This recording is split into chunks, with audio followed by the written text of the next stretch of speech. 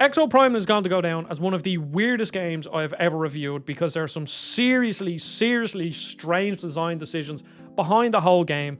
But underneath all this weirdness that you have to get through, there's actually a really fun game that I think you should probably play more of. Now, as a reviewer, I have always said, and I still stand by this, that if you have to play, say, 10, 15, 20 hours of a game for it to get good, then it is a completely valid excuse to just say, this game is not gripping me for the first 10, 15 hours, and I don't care how good the rest of the game is afterwards, so I'm just never going to see the good parts. So I totally agree that if you put, say, 5 hours into Exoprimal, saw there was one map, a handful of objectives, and just said, look, it's fun, it has some fun moments, but I just generally don't care because there just isn't enough there. Totally understandable. But, and this is a big but, if you're willing to sit down, put 25, play 25, 30 matches of it, there is a very fun multiplayer game. I don't think it's very hardcore. I think it struggles with certain aspects that I will get into later to make it into like a proper competitive game, like something like Overwatch. But it is a very fun, casual PvE VP game mode. And yeah, there's something underneath that if you're willing to get through it. So the basics of Exoprimal. The first half of a game is PvE strictly. The second half of the game is PvE/PvP or just completely PvE. So first of all, what you do is you start at point A, you need to get to point B. In between that, there are checkpoints that you have to get to. When you get to these checkpoints, dinosaurs will rain from the sky and then you have to kill them. This part of the game is honestly kind of boring. It's fun for a while, but then you realize that there's not much strategy to it. So while this is going on, the other team that you are playing against is in another dimension doing the exact same thing as you, and it's basically a race against the clock to who can get to the end and kill the boss so that you can load into the PvP section. And if you load into the PvP section first, then you get a head start. Say, if it's a payload, you get a head start on pushing the payload. If it's like a capture point, you get a head start on getting to it. So that's kind of cool. But in the strictly PvE mode, there is pretty much no way to influence the other team while this is going on. I think if they took inspiration from something like Gambit, which later on in the PvP section you can invade and then slow them down and do stuff to hinder them.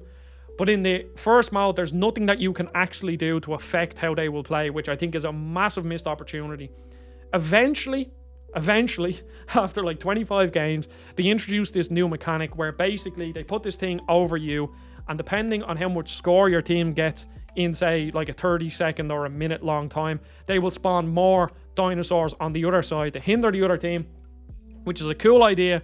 But again, this only happens on some maps, and it's kind of annoying that it doesn't happen all the time, because the PvE mode, there's just no strategy to it. It's as simple as that. It's just run from point A to B, kill a load of dinosaurs, and that's it.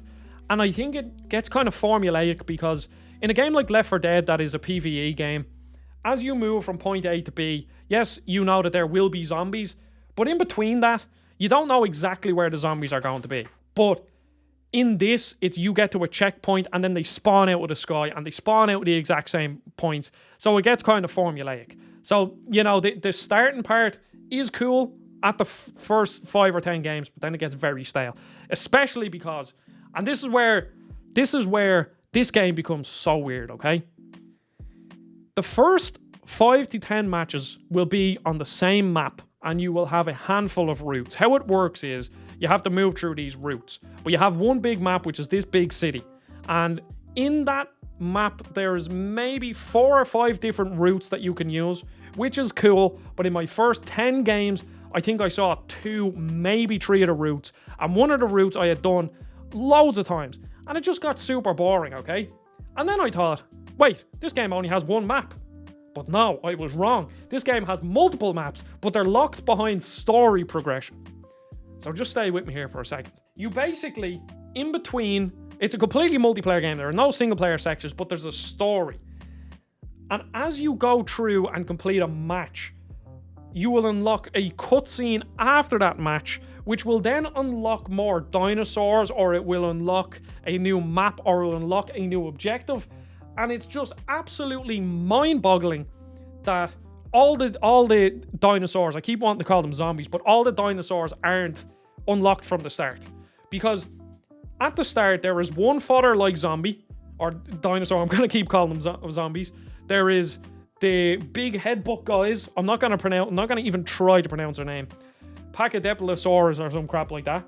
And then there's 1 or 2 boss dinosaurs, okay? As you go along, you will then unlock, I think, 3 or 4 different types of fodder enemies. And then you will unlock maybe 3 or 4 more big dinosaurs. Like you unlock these snipers. You unlock these dinosaurs that are like these weird sort of abominations. Ones that blow up. Ones that are snipers. These flying guys that are like super hard. But again, I didn't see half of these till like after my 20th match. So if I download this game on Game Pass, played a night with my friends and just said, we got through 10 games, it was fun, but there isn't enough to keep us coming back, you wouldn't realise this stuff even exists. And it's so stupid, it makes no sense. I've never ever seen a game designed like this. And I don't know what Capcom are thinking. Capcom have been on an absolute, they just released masterpiece after masterpiece after perfectly designed game, and then they come up with this stuff.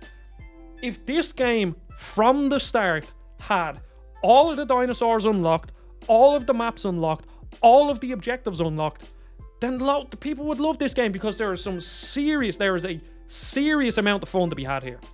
So as you go along, you unlock a new map. There might even be more maps, because I'm about 60% through the story.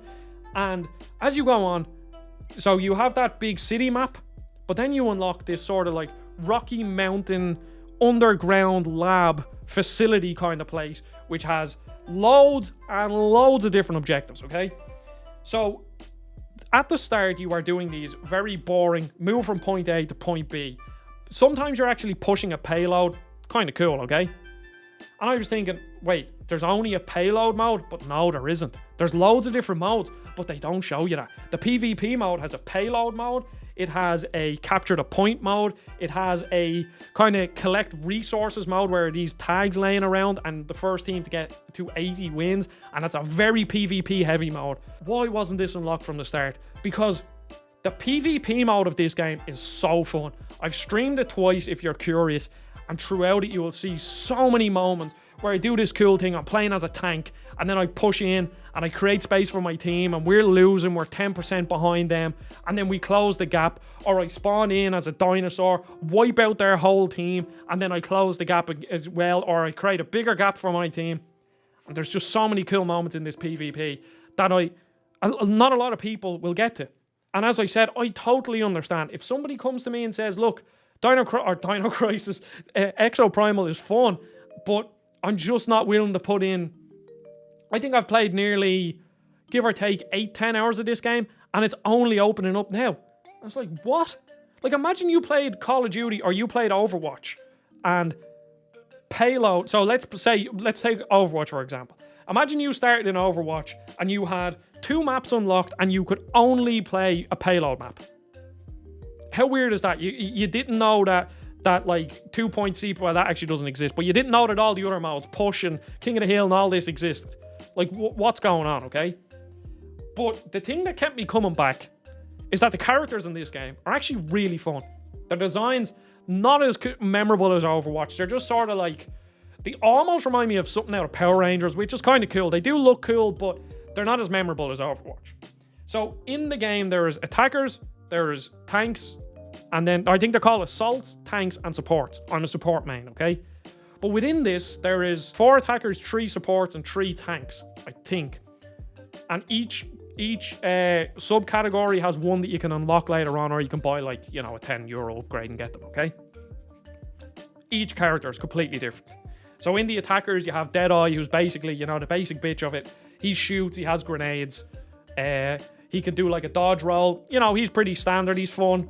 And then you have a cool guy that walks around with 2 blades and he's a melee attacker. He's so cool. You can launch them up in the air, slice into them, very fun. And then you have like the demolitionist person that shoots out explosives. I didn't really like him, but that's up to personal preference. Then you get into the tanks. The 2 tanks that you have, and I have unlocked the 3rd one. The 2 tanks you have at the start, you have this guy with a big Reinhardt shield that he does melee attacks, and he's really, really useful. And then you have this guy with a big machine gun, and he can put a big, like a Winston bubble shield around him. He's very fun as well. And then the 3rd tank, which you unlock at level 30, so cool. He's this big guy with a big samurai sword, and he has this block counter ability that he launches people up into the air. And then you get onto the supports, and this is where I shine. First support, pretty cool. He has a lot of maneuverability where he can launch himself up into the air, do a double jump and glide. He has like an electric zapper thing, and then he does an AoE heal that he pops down on the ground, and then he also has this like grappling hook thing that can launch at your teammates to heal them. And then the other guy is kind of a bit like Mercy, where he can fly up into the air and he can shoot the teammates to heal them. And then the third one, who was my favorite character, is Nimbus. So she skates around, looks really cool, but she can swap between healing and damage, where her heal is a gun and her damage is a gun, but her damage is like Ebony and Ivory from DMC, where you're there like shooting people with dual revolvers. And then she also has this ability that you can launch out basically a like phantom of yourself and then warp to it, but that phantom can also be launched to res your teammates. And there's just so much there with all these cool characters working together. Again, you have those situations where basically your team is all attackers and I have to play a support because, you know, I'm just forced to because no one else is a support. But in general, I don't think this game is ever going to be like Overwatch, where it has this super hardcore competitive community. But as a sit down, play a couple of games, kind of take it serious, but ultimately just have a lot of fun, it's such a good it's such a good and unique concept that unfortunately, because of how the game is designed, most people won't even see. And again, totally understandable. I almost gave up on this game. I played it for maybe 5-6 hours yesterday. I was like, you know, there's maybe one new map, there's a couple new routes, but there's no different objectives. But the amount of different objectives in this game, and I looked up a list of all the objectives to play, and there's even more that I haven't seen, and there's this like ultimate boss, a Neo T-Rex that you fight, that again I didn't see until like my 25th match or something. Why is this locked behind progression? Now, another thing is that you can't actually choose what you want to do. I think this game would benefit from if it had a PvE mode and a PvP mode. Yes, the hybrid mode works, but the PvE mode by itself, it gets better, especially because you get this thing where you get these swarms, where there's this objective where one of them is a load of pterodactyls. There's this big dome in the sky, and then all of a sudden a swarm of pterodactyls comes and you have to kill like 500 of them, and they just absolutely, it's like a bat, you know those like swarms of bats in games, that's what it's like, but there's hundreds of them flying at you, and it's so fun. And then at some point there was also a raptor, basically a raptor like avalanche, where they pour out of the sky, and again there's hundreds of them running at you. And again, that objective I would have not have seen, I would have never seen if I didn't play more of this game. Because, again, I probably had to play 20 matches to see that. And it's just ridiculous. Other than that, I'm looking at my notes here. There's a couple of things that annoy me, first of all, about the game. So loading into the game takes too long. Basically, every single lobby you load into, this AI Leviathan thing speaks to you, says the same stuff at the start of every single game. After 10 games, I was sick of it. After 25 games, I'm even more sick of it. So after 50 games, I'm going to be even more sick of it. So that's annoying, okay?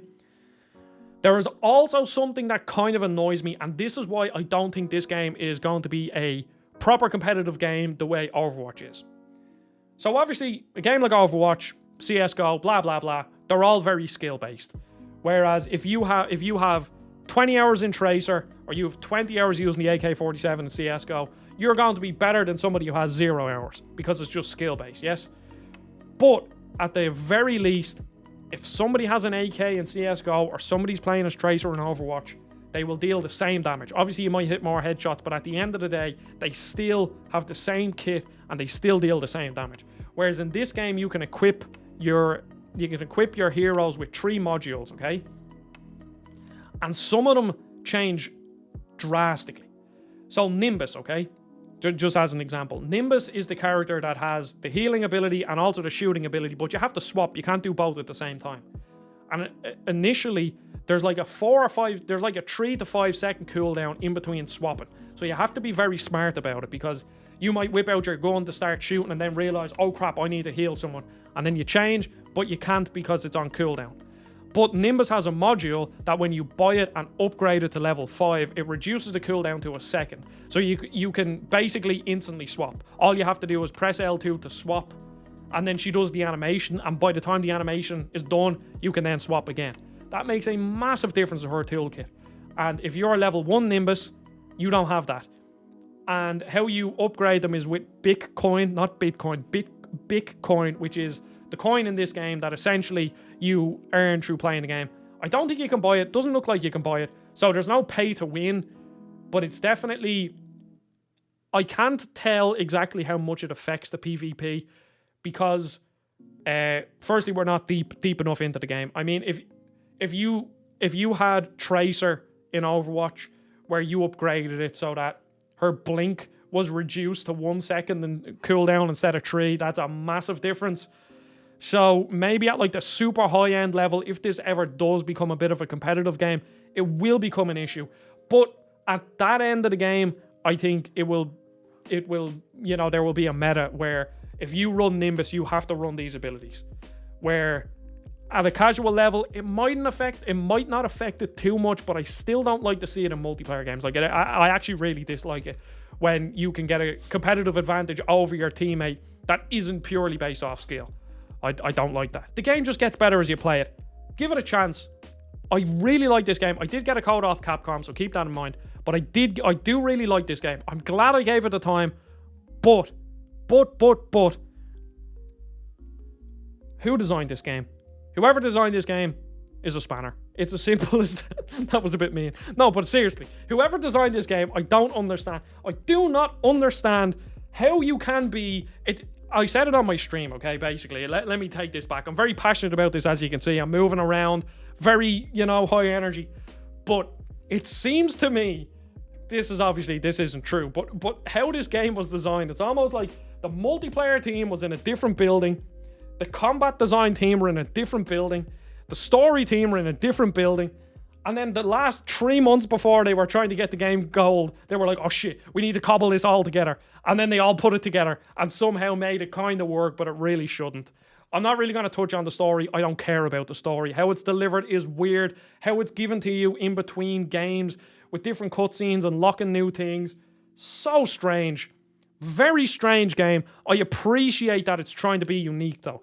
That is the one thing that kept me coming back. Well, the game is fun, first of all. It has a fun loop, but it's unique. And to be honest, I complain a lot about games not being unique. So when games come out that are genuinely trying to be unique, I genuinely want to give them a go. Crash Team Rumble, I gave that a go. Not very fun. Exoprimal, gave that a go. It is fun, but you need to put a lot of time into it. So, Exoprimal. Do I recommend it? €60? No. This game isn't worth €60, unfortunately. Because of the way it's designed, it just makes no sense. I cannot recommend a game for €60 if the caveat is, yes, it's worth €60, but you will only start having fun once you put 8 or 10 hours into it. I cannot recommend this game at €60. If it's like €30, €40, if you can find it cheap somewhere, then that's a great price point for this game. It is on Game Pass. So, my recommendation is, if you have a PC, if you have an Xbox, and you are interested in this game, download it on Game Pass, download a Game Pass PC, and ideally get a couple of friends. If you have a couple of friends you can convince to get it, especially since it's Game Pass, you don't have to pay €60 to get into it. Just sit down, play a weekend with it, and just see what you think. Because if you are willing to give this that time, there is a lot of fun to be had there.